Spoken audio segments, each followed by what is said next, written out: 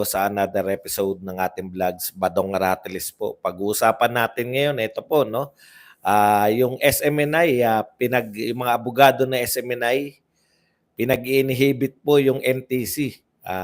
Dahil daw po sa kadahilanan, sila na raw po ang complainant, sila pa rin yung prosecutor, at higit sa lahat, sila pa rin po yung judge. Grabe.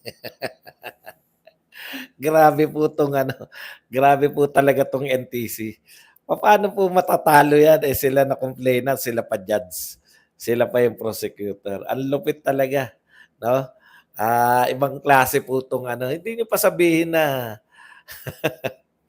bakit meron pa kayong pinagdadaanan, hindi niyo na lahatulan agad yung SMNI kung ganyan rin lang. Okay. Dito po, marami pong tayong tatalakayin, marami po tayong nakakalimutan. Hindi po natin alam, no, natatabunan po itong mga issue na to. Gusto lang po nating paalala, no, kasi masyadong tampok yung 20 pesos na bigas eh. Di po ba, yung pangakong 20 pesos. May iba po mga pangako, no, whatever happened to the 1 million per year, no, na housing. Meron naman po palang additional na pangako, no? Okay. Tapos ito po, kung hindi pa po tayo naglibot-libot, kung hindi pa po natin kasi naka-block ako rito sa mga na to eh. Kung hindi ko pa po tinignan yung other Twitter ko, hindi ko po makikita yung mga paliwanag. Alam niyo magagaling po yung mga dilawang ekonomista, no? Present po nila, putya bagsak pala yung ekonomiya natin buhat po nung pumasok itong si Pangulong Marcos. At nagbigay po sila. Kaya pala apektado yung mga rating dahil po sa parang aminado naman si Pangulong Marcos diyan, no? Patuloy na yung mataas na presyo ng bilihin. Partikular na yung pinangako niyang 20 pesos na bigas ay napakataas, etc. etc.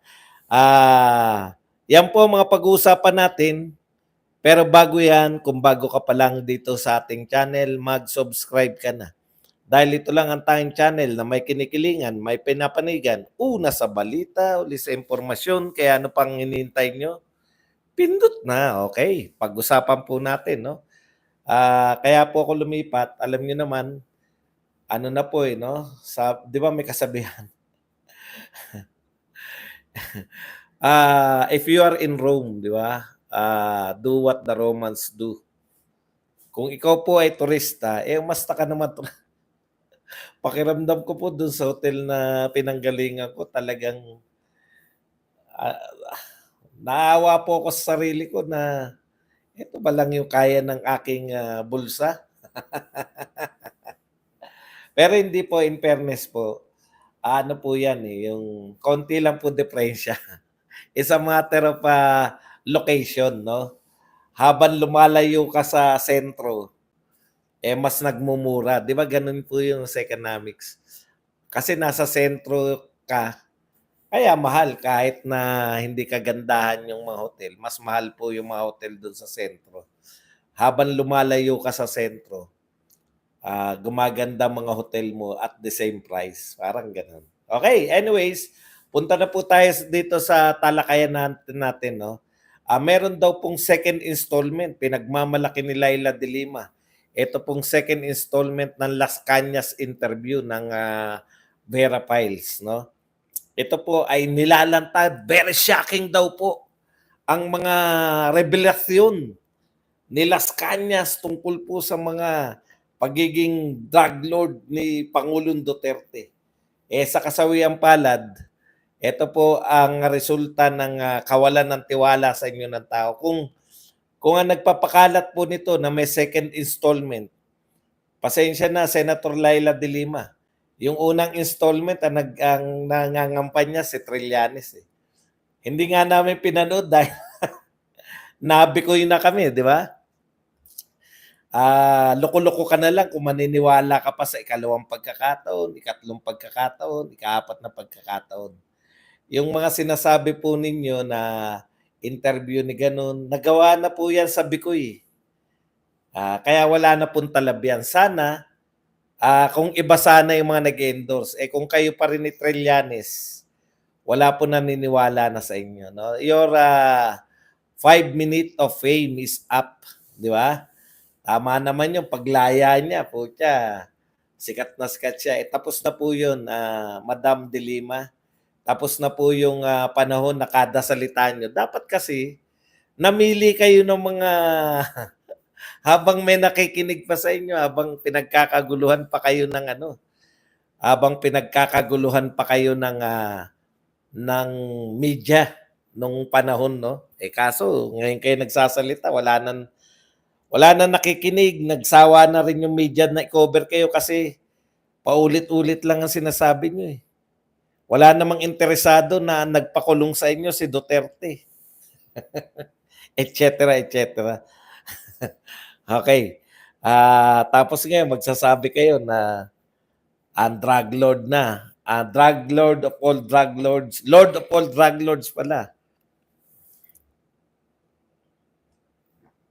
Okay, punta po tayo dito sa iba pang mga balita. Ibang mga pinag-uusapan.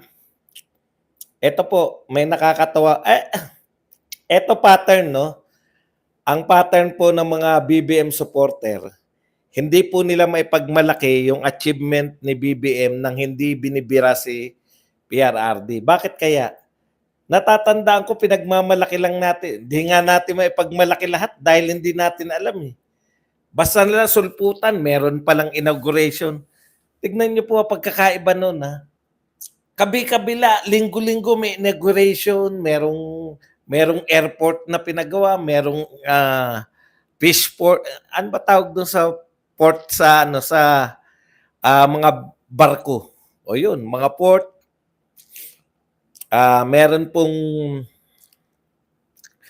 mga tulay na malalaki, meron pong highway. Nagugulat po tayo eh. Hindi po na pinagmamalaki ni Pangulong Duterte, bigla na lang natin nakikita sa Talk to the People na ina-inaugurate niya na, di ba? May basbasa na naganap, tapos na pala. Yun po yung yun po yung hindi po panay forma. Ngayon po, nauna po lahat ng pangako. Alam na alam po natin yung mga pangako, no? 20 pesos na bigas, 1 million per year na pabahay. Putya, sino hindi matutuwa nun, di ba? Lahat po yan, nakakatuwa yan eh. Ang problema, paano po yung implementation? Di po? Yan. Kaya nga po, ito, yung sinasabi nila ng continuation ng war on drugs, okay naman nag-war on drugs si Pangulong Duterte, wala namang problema eh. Okay, ito po ang sinabi, January 4, 2024, government confiscates 10.41 billion worth of illegal drugs, clears more than 27,000 barangays of drug menace under PBBM's anti-drug campaign. Ayaw tawagin na war on drugs, no? Okay. Hindi po ba nakakatuwa yan na meron pong continuation ng war on drugs? Ako po natutuwa eh. Di ba? Kaya lang, pag present po yan ng mga supporter ni PBB, pag present po yan ng mga supporter ni PBBM, ganito po. Wala man lang ako, ito galing to kay anak ng pating. Pati po yung pattern, di ba? Hindi na sila mga tao ngayon, anak na lang sila ng pating. Yung isa, Marcos Makapili. Yung isa, kung ano-anong pangalan na lang. Okay, sabi ni anak ni Pating, wala man lang ako nabalitaan na nanlaban at namatay. Pwede pala. Kita nyo? Alam nyo, yun yung nakakainis no? Sa aming mga Duterte. Bigla nyo sasabihin ngayon, wala man lang kaming nabalitaan na nanlaban at namatay. Pwede pala. So, ano na naman patama yan? Si Duterte, nag-conduct ng war on drugs pero ang daming namamatay. No? Alam po ninyo, ito ang pinakamali ng mga supporter ni Pangulong Marcos. Wag na wag niyo pong babanatan si Pangulong Duterte sa kanyang mga Kasi diyan siya minahal ng mga mamamayang Pilipino, 'di ba? Alam po ninyo ang war on drugs ni Pangulong Duterte ramdam ng lahat. Kasi po totohanan. Ano yung ibig ko sabihin ng totohanan? Bakit po totohanan? Hanggang barangay level po. Ang mga barangay captain, kasi nakainuman akong isang barangay captain, eh. Talagang hirap daw sila dahil sila yung naka-front, eh. Ang tinatanong, "Kap, totoo ba nakakilala?" Siyempre naman, 'di ba? Kaya po effective kasi hanggang barangay. Sa totoo lang po, yung lahat ng barangay, lahat ng pumapasok sa barangay nila, kilala nila. 'Pag may bagong nangungupahan diyan, kilala po nila 'yan. Inaalam po nila. Yun po ang utos sa kanila, talagang alamin ninyo kasi kayo masisisi sa war on drugs. So every barangay po yun, nag-participate. Ngayon po 'tong pinagmamalaki niyo, siguro may operation, 'di ba? May operation na ganyan, o walang nanlaban. Kaya po matindi nun, eh, buong Pilipinas, lahat kahit sa kaliblib-libliban na barangay, kumilos po lahat ng mga barangay captain. Kaya po ano ron, eh, anong tawag dun, kaya po effective siya kasi every barangay. Ngayon yung sinasabi niyo na biktima lahat, alam niyo po ba kung ilang operasyon? 100,000 mahigit. Just imagine kung totoo yung sinasabi na bawat operasyon may namamatay, 'di at least sana may 100,000 na patay. Kung bawat operasyon may isa lang na namamatay. Eh, hindi po gano'n ang sitwasyon. 5,000 to 6,000 lang yung namatay. Maaaring marami pa at tama yun na majority po nun nanlaban. Tapos yung iba siyempre talagang totoong biktima. Kaya nga magsampay ng kaso, 'di ba gano'n? Kung biktima ka, magsampa ka ng kaso, eh hindi, eh. Ginagawa niyong pulitika lahat, eh. Okey, 'yan po 'no, sa totoo lang, ang isa pa pong nakakalimutan nating ipagpasalamat kay Pangulong Duterte hinggil sa war on drugs, nakapagpahinga po tayo ng 6 na taon. Ano po ibig sabihin? Naputol po yung chain, eh. Ka kay Pangulong Pinoy kay Pinoy, tuloy-tuloy po yun. Tuloy-tuloy po, may mga bagong adik, may tumatanda ng adik, et cetera, et cetera. Okey. Ngayon ang ibig sabihin nung panahon ni Pangulong Duterte, naniniwala po ako, napaka-minimal lang kung nagsimula kang mag-adik. Ibig sabihin, kung adik ka na mahirap pong pigilan 'yan, eh. Napipigilan dahil sa takot. Real talk po. Sabi niyo nga 'di ba, sabi niyo nga, ano nakakataman? Nakakataman niyang title. Ano nakakataman? Sabi ko nga po 'no, real talk po tayo. Kung ikaw po matino ka before Duterte, halimbawa 20 anyos ka, hindi ka adik before Duterte. Sa panahon ka pa ba ni Duterte mag-a-adik? 'Di ba? Mag-isip po tayo. Yan hindi na-appreciate yan ng mga anti-Duterte. Yung 6 na taon na nakapagpigil tayo ng bagong adiksyonez. Kasi alangan naman po nababalitaan mo, kakilala mo yung gano'n, gano'n po ka-effective yung sinasabi ninyo na ang daming patay. Yun nga po kaya sa tingin ko effective, eh. Dahil kakilala namin yan, tulak talaga yan, eh. Gano'n yung sasabihin ng mga tao. Puta yung mga addict naman, "Eh, tropa ko yan, ah. Diyan ako bumibili, ah. Titigil na muna ako habang nariyan si Duterte." Kung hindi po ganyan na naganap, ewan ko po kung ano po ang kasi ako baka nakatira kayo sa komunidad na walang adiksyonez o kaya kayo ay sobrang yaman na paglabas niyo ng gate niyo, diretso kayo sa eskuwelahan o trabaho niyo. Pero kaming mga maglalakad pa bago makasakay ng jeep, maglalakad pa bago makasakay ng bus. Nadadaanan po namin, siga po sa daan yung mga adiksyones. Natakot po sila. Iba po sila, hindi po yan nadadaan sa tokesan. Oh, ayoko nang tatambay kayo dito ha. Ay nakikiusap ako sa inyo ha. Ayokong tatambay kayo dito. Hindi po yan nadadaan sa pakiusapan. Mga kriminal ang utak, si Duterte kaya makipag-usap sa kanila. Okay, balik tayo rito. Magpasalamat po kayo at sinundan nyo si Pangulong Duterte. Hindi nyo na kailangan pumatay.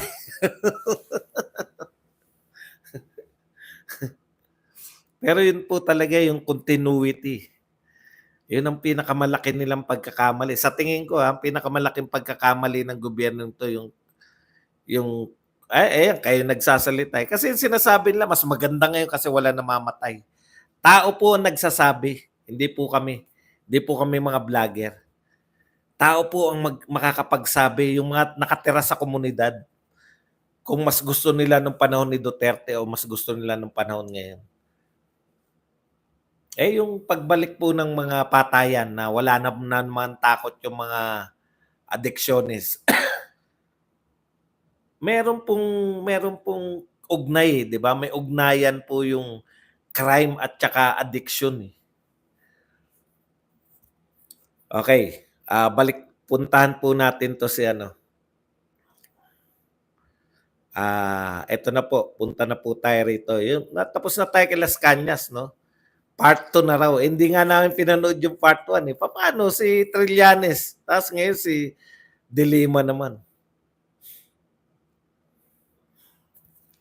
Teka, nagsulat pala ako ng kodigo ko para hindi ko makakalimutan. Okay. Yung economics, pinanood ko po si JC Punong Bayan. Kaya po sikat sila JC Punong Bayan, sila Winnie Monsod. Ginagamit ko po yan eh, kahit panahon ni Pangulong Duterte. Kaya lang binabalik ko sa kanila. Kasi po hindi po nila mabanatan si Pangulong Duterte sa ekonomiya ng Pilipinas. Dahil ang taas po ng ekonomiya ng Pilipinas nung panahon ni Pangulong Duterte. No? Real talk po hanggang 2019. Tapos biglang bagsak, bigla siyang bulusok noong pandemic. Tapos pagkatapos 2019, 2020, 2021, unti-unti na naman siya hanggang 2022 taas na naman. Pagdating po ng 2023, eto po, hindi po to nabalita. Ewan ko, grabe po yung ano natin, no? Grabe po yung ating dyaryo. Kung hindi ko pa pinakinggan si JC Punong Bayan, dilawan po yan ha, hindi po yan Duterte. At binabanatan niya rin po si Sara Duterte. Pero kahit po, kasi ano yan eh, UP PhD yan eh. No? Hindi po natin pwedeng baliwalain yung mga sinasabi nila. Ako, ang banat ko lang dyan mga yan, nung bumabanat sila kay Duterte, binanata nila yung economics ni Duterte nung pandemya. Sabi ko nga, buong mundo, hindi lang si Duterte ang bagsak ang ekonomiya. Hindi lang Pilipinas. Isolated ba tayo? Yun yung banat ko sa kanila. Buong mundo. Pero yung kinukot ninyo, yan yung balik ko kay Punong Bayan tsaka kay Winnie Monsod. Yung kinukot ninyo na pinakamataas,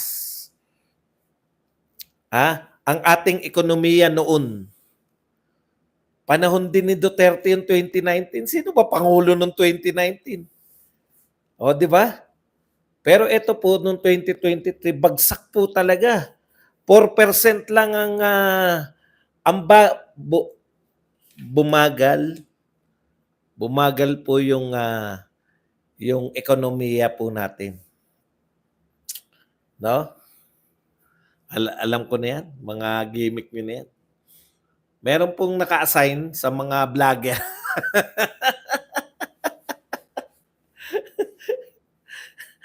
Wag po ako. Hindi po ako sikat eh. Kayo nagpapasikat sa akin eh. Nakikita ko na lang mga mukha ko sa iba't ibang vlogs ng mga loyalistang vlogger. Kawawa naman. Eh no, kita nyo, wala kayong views. Ako ba naka-assign sa inyo? Malas nyo naman. Okay, balik po tayo rito.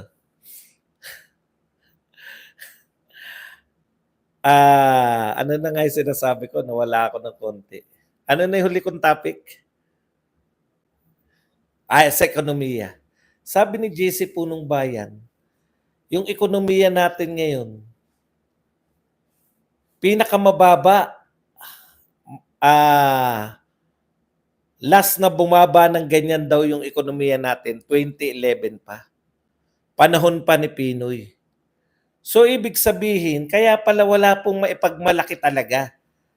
Kala ko naman, ako sa totoo lang akala ko, ang hina naman ng mga ano ni Pangulong Marcos. Bakit ang pinagmamalaki lang yung pagbabayad ng utang, yung pagpasok, yung pledges lang ang pinagmamalaki. Dapat ipagmalaki nila yung dapat ipagmalaki nila yung mga nagawa ni mga Marcos. Kaya lang hindi ko lang sasabihin 'yun kasi nga hindi na ako sumusuporta diyan Hinahayaan ko lang.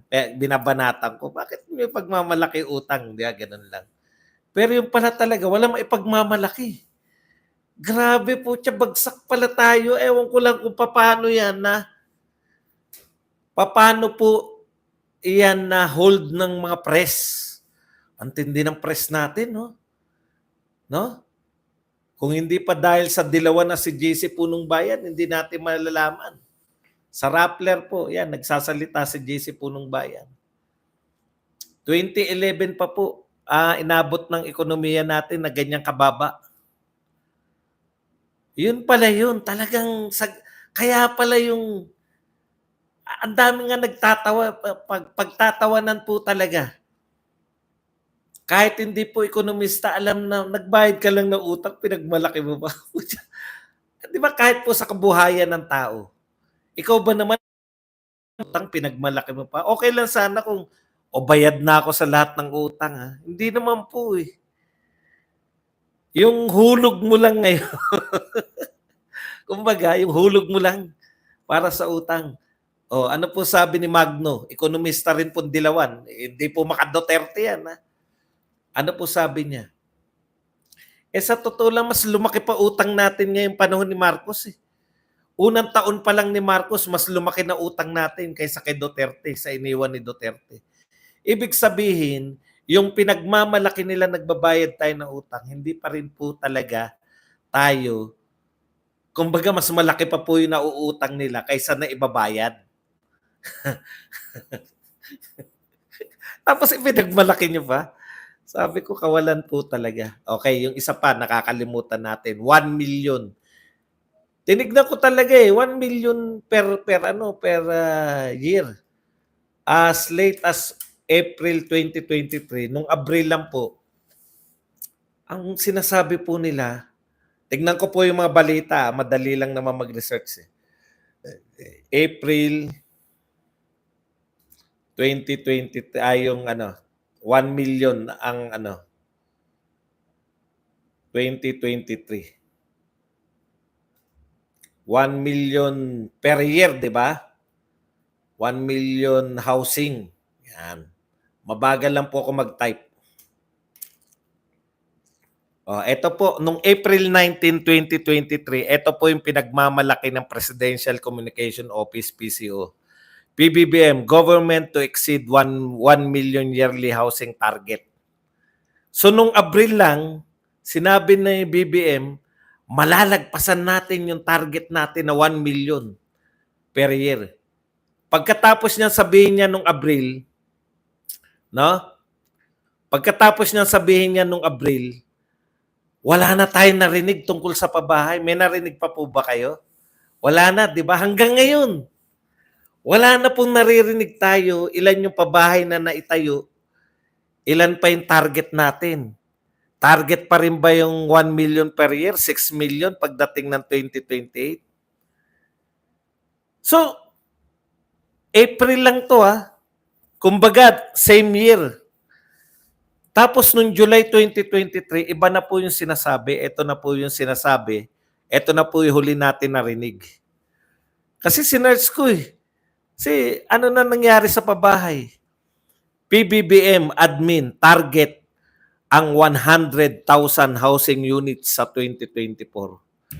Grabe po. From target pa lang to ha, hindi po na tayo, hindi po na itatayo. Noong April 2023, ang sinasabi po ni Pangulong Marcos, maaabot natin yung target na 1 million. We will exceed. Ibig sabihin, mas marami pa ang maipapatayo natin kaysa sa 1 million na target. Pagdating po ng July 3, 2023, eto na po ang sinasabi. Hindi po binago yung ano, hindi po sinabing meron na itayo. Target 100,000 na lang. From the target of 1 million per year, ang target ngayon, hindi pa po ito natatayo target pa lang, target. Target pa lang 100,000. So napakalaki po ng diferensya. Wala po nagsasalita tungkol dyan. Wala po nagtatanong, wala rin po silang paliwanag. Bakit 100,000 na lang yung target? Ano yung pangyayari? Bakit nawala na tayo sa target na 1 million a year? Target to hindi po yung naipatayo Wala pong pinag-uusapan na naipatayo. Sa target lang. Nagbawas na ng 900,000. Bakit po nagbawas? Ano pong pangyayari? Ganyan po pag hindi natin nariringgan hindi natin naririnig. Yun nga po, magkaugnay yun Bagsak ang ekonomiya, walang pumapasok na pera. Kaya nga po ang target ngayon, doblehin pa, lakihan pa yung budget sa pagta-travel para makakuha ng pondo. Sabik na sabik po tayo na pasukin tayo. Pero yun na nga 10 times yung budget niya kay PRRD sa biyahe-biyahe. Pero mas malaki po yung pumapasok na foreign investment nung panahon ni PRRD kaysa ngayon. Yan po yung epekto sa tingin ko ng discontinuation ng mga polisiya. Bakit po? Nakita ng mamamayan. Nakita po ng mga foreigners. Teka muna. Akala ko continuation to ng PRRD governance. Ay mahirap mag-invest sa Pilipinas. Every 6 years, nagpapalit. Kung ako, target ko dyan, 25 years o hanggang 100 years ang kumpanya ko riyan, mahihirapan ako dahil every 6 years, bago na namang polisiya, bagong pakikisama na naman sa bagong gobyerno, doon na lang kami mag-invest, doon na lang kami magpapasok ng puhunan namin sa matatag yung gobyerno na hindi every 6 years magpapalit-palit. Yun Hindi po nauna ang yabang, may basihan po yan. Bakit po may basihan? No, yung build po, yun yung basihan yan. Magkano yung pumapasok? Sabi naman sa inyo, grabe po. Kayo po ba, kayo tanungin ko hindi ba kayo nabigla, nalula sa dami ng pinagawa ng panahon ni Pangulong Duterte?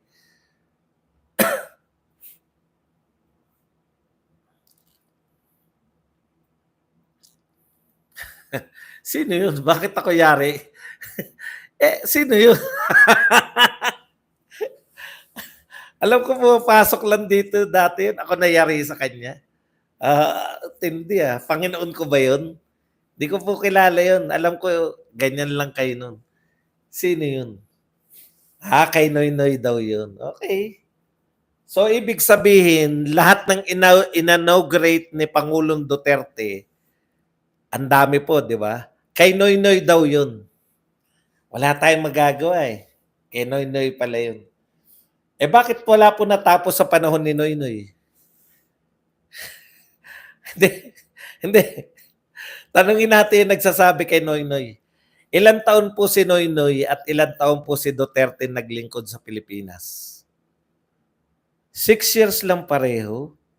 6 years lang. Bakit po maraming napatapos sa panahon ni Duterte at halos walang napatapos sa panahon ni Pinoy? Meron naman daw sabi ni Leni, pinagmalaki niya nung namatay si Pinoy, eh. May isang highway na natapos sa panahon ni Pinoy. Eh bakit po kung proyekto yan ni Pinoy, bakit hindi niya napatapos? Bakit po sa panahon ni Duterte? Oh, may ideya na tayo niyan eh, di ba? Ah, may ideya na tayo. Alam niyo po, build pinag-uusapan tapos Fortis ipapasok niyo. Hindi rin naman kay Pinoy yan eh. Kay Gloria yan eh. Mapapahiya lang po kayo. Wala po kaming balak na kantsawan si Pinoy kasi wala na nga nagawa, kakantsawan pa natin. Ang point ko lang, may nagsabi kay Pinoy daw yun eh. Sige nga, paliwanagan nyo nga ako. Bakit si Pinoy walang napatapos na malalaking proyekto nung time niya? 6 years siya. 6 years din sa Duterte, napakaraming napatapos ni Duterte kung talagang kay Pinoy yan. Bakit ni isa? O, ito muna patapusin natin. Sabay-sabay, binobola nyo naman ako. Nagbobolahan tayo eh. Di ba? Nagbobolahan tayo. Ang point lang, hindi po totoo yung mga pinagsasabi nyo kay Pinoy yan. Meron na tayong halimbawa ngayon eh. Ano yung halimbawa natin ngayon? Yung Mindanao Railways. Panahon ni Duterte, nagkasundo, may pag-aaral, ginawa yung NEA, permado na lahat. Kung pati nga yung magpopondo, meron na eh. No? Pati yung pondo, meron na. Di ba? Kung sino magpopondo. Ipa-follow up mo na lang. Kumbaga, manliligaw ka na lang. Di ba ganun? Sanay tayo sa ganun. Mayor, putya, napangako mo na to. 10,000 dito sa barangay namin. Kap, o nga no. Eh, Mayor, baka follow up po ang tawag dun eh. Di ba? Ipa-follow up na lang ng kasalukuyan. Eh, hindi po pinalo up eh. Na-reject na natin. Sinabi po, ayaw na namin. Meron na patapos yung bridge may. Kaya patuloy. Hindi po, totoo po to. Ito pong mga sinasabi ko, nakabatay, pwede nyo naman kontrahin eh. Willing nga ako. Kaya nga tinatanong ko eh. Bakit 6 na taon si Pinoy, walang in-inaugurate? Walang nagamit kung kanya lahat yan. Di ba? Bakit si Duterte, 6 na taon din sang katutak? Saan nagbase? Kalimutan na natin. Sinisingit nyo kasi si ano eh. Sinisingit nyo kasi si... Alam mo, Orlando, Austria, kung tagahanga ka niya, wag mo na i-promote dito yan. Hindi ko po sila kilala. Sinisingit ni... Nakikita ko yan yung Bagtit, hindi ko kilala. Yung Banat Boy. Tumatambay dito dati yan. Putya, pangalan pa lang eh. Wala nang originality. Banat Bay, Banat Boy.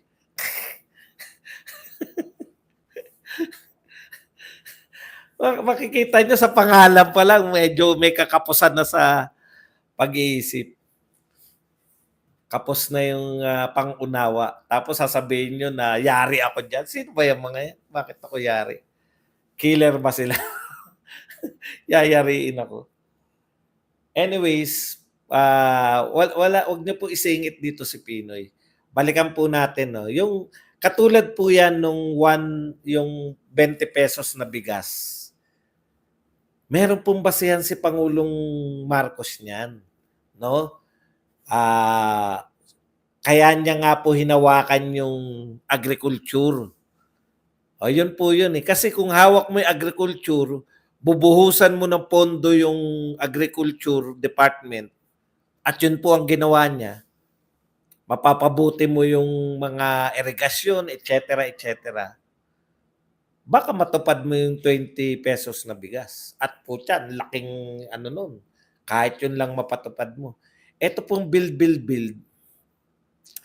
No? Ito pong build ni Pangulong Duterte. Kaya ang gusto ni Pangulong Marcos naman na build, pabahay naman. Kaya po 1 million yan. Malamang kinuwenta niya yung mga pumapasok na proyekto nung panahon ni Duterte, ang dami. Ganyan din yung papasok na proyekto, ida-divert niya naman sa pabahay, kaya 1 million per year. Hindi po yan, alam niyo po yung mga pag-aaral na ganyan, scientific po yan. May pinagbabasihan po yan. Ang basihan niya, malamang, kahit hindi ko po naaaral, matik-matik lang yan eh. Malamang, yung pumapasok na foreign investment dito, yung nag-invest kung gaano karami, no? Mapa-foreign, mapa-local, yung dami ng napagawa nung panahon ni Pangulong Duterte, kung iko-convert yan sa pabahay, 1 million per year ang aabutin. Pero biglang ang katotohanan, nung nakita ng mga investors, local man o international, yung nakita niya yung tinatahak na ng ating economy ng ating bansa ay different direction na. Unang-una na, hindi na tayo yung friends to all, enemies to none. Laking bagay po kasi yun eh. Kalimutan niyo po yung mga pagtanggol ng Pilipinas. Matagal nang ginawa ni Pinoy yan, wala nga nangyari. Yun kasi susi yun, nakita po ng ano yan eh. Ako po, hindi po ako pro-China. Akusahan nyo na naman ako ng pro-China. Kinukundin ako. Para lang mawala yung buray natin sa isip natin niya. Kinukundin ako yung ginagawa ng China. Pero alam niyo po, yung China, alam ng mga tao, malaking pagka sinuportahan ka ng China, ibig sabihin, nagtiwala sa yung China. Pucha, pwede tayo rito kasi safe to. Hindi niya kalaban ng Pilipinas ba? Okay, lalago puhunan natin dito. Pero yan, nung nakikita nila at pinagmamalaki pa natin, yung Vietnam kasi parang normalidad na sa kanila eh. Nakita niyo ba yung video? Nung mangingisda na binomba nagse-selfie pa sila eh. Parang sinasabi nila, eto na naman yung China, binobomba na naman kami. Iiwas lang kami. Sa atin, big deal lahat eh. Tapos damay-damay ka agad, international press agad. Ang Pilipinas, binomba, grabe yung China. Sinong matinong investor yung papasok sa atin kung pinapakita natin sa mundo na may alitan tayo with China? Real talk po tayo, Amerika nga eh. Pumupunta yung mga governor nila doon, nakikipag-meeting si Xi Jinping kay may state visit siya sa Amerika. Grabe yung pagbisita ni Xi Jinping sa Amerika. Talagang pinaghusayan ng mga Amerikano. Yun po yun eh. Manliligaw ka sa mga possible investors. Kayo naman no. Manliligaw ka sa may mga pera. Ginagawa po ng Amerika yan. Hiwalay yung politika sa ekonomiya nila. Magkaaway tayo politically, magkaribal tayo, we are rivals politically, but economically, we can be friends. Puta tayo, kaibigan na natin eh. Liligawan lang na konti, meron na tayong Mindanao Railway sana. Ganun ang ano eh. Ganun ang problema eh. Okay. Yan lang po ang ating topic. Pwede na po. Kaya meron pong basihan yun, no? May basihan po yung 1 million per year na pabahay. May basihan po yung yung pagmura ng bigas. Kaya lang, hindi nga po na isa katuparan. Tapos bumaba na ng 100,000 sa 2024. Per year na lang ngayon. So kung 2024, 100,000, pag hindi pa rin napatupad yan sa 2025, bababa pa rin yan. Ganun talaga, walang pondo eh. walang pondo na papasok eh. Ay, nakalimutan natin yung NTC. Natalakay ba natin NTC? Okay. Natalakay ba natin o hindi? Pasensya na. Pinag-i-inhibit po. Kung natalakay man natin, okay lang, pero kung hindi, parang hindi 'no? Natalakay? Okay. Yan lang po ang ating topic para sa araw na 'to. Puwede na po kayong mag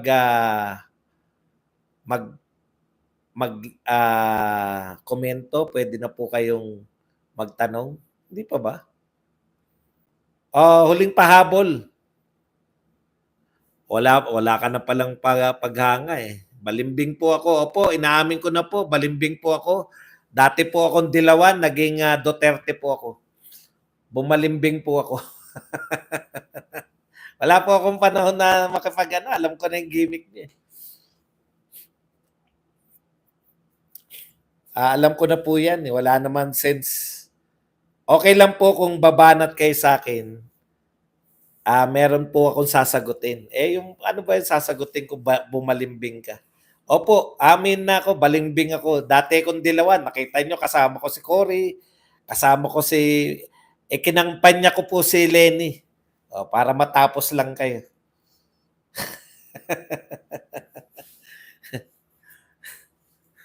Puwede na po kayong magkomento.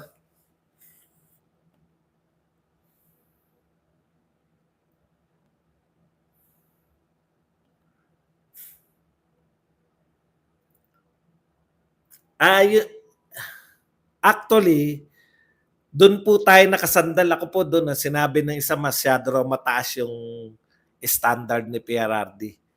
Kaya nga po yung point dun, eh, 'di ba? Kung mataas po yung standard, kaya nga sa ang pangako mo itutuloy mo yung mataas na standard na yun, eh. Hindi ba talaga natalakay? Akala ko natalakay. Ganito lang po yung sa NTC. Pasensya na po kayo, medyo habaan natin ng konti.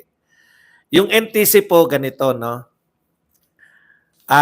lumapit po ngayon yung hindi ko alam kung saan lumapit yung mga SMNI sa korte, Court of Court. Nariyan po sila, yung dalawang attorney ng SMNI. Ang inaangal po nila, pinag-i-inhibit po nila yung mga NTC commissioner. Bakit po? Kasi po, sila po pala yung nag-complaint, no? Sila po yung nag-complaint sa SMNI. Kasi ang pag-uusapan po yung dapat bang tanggalan ng prangkisa yung SMNI o dapat bang suspindihin, eh. Ano ipapataw na parusa, eh. Sila na po yung nagko-complaint sa SMNI. Sila pa rin po yung prosecutor at higit sa lahat, sila pa rin po yung magja-judge. Ano po laban ng SMNI? Bakit pa po sila haharap sa unjudged na NTC kung NTC din po yung nagreklamo sa kanila at NTC rin po yung lumiliti sa kanila, NTC rin po yung maghahatol kung ang SMNI dapat suspindihin, dapat tanggalan ng prangkisa, etc. etc. Dati bang El Shaddai ang SMNI? Hindi po. Hindi ko alam kung ano yung yan po yung kay Kibuloy. Yun po yung kaya po nila pinag-i-inhibit. Parang wala nga namang katarungan dun. Ano po ang mahihita naming justice? Ayun po sila, eh. Ako po natatawa ako nung sinasabi yun ni supli ko, eh, Rolex, ni Attorney Rolex. No? Paano nga naman nangyari yun? First time ko po nakarinig na yung complainant, sila din po yung hahatol. Ibigay po sa iba dapat. Dapat hindi NTC kung sila yung complainant. Ang problema kasi, complainant, kumbaga sila yung tumayong complainant na para usigin yung SMNI. O wala pong iba. Nag-act sila, umakto sila sa sinabi ng Congress, eh. Kaya very powerful po yung Congress natin yan. Hindi ko po maintindihan kung bakit. Ano po ang pinakain.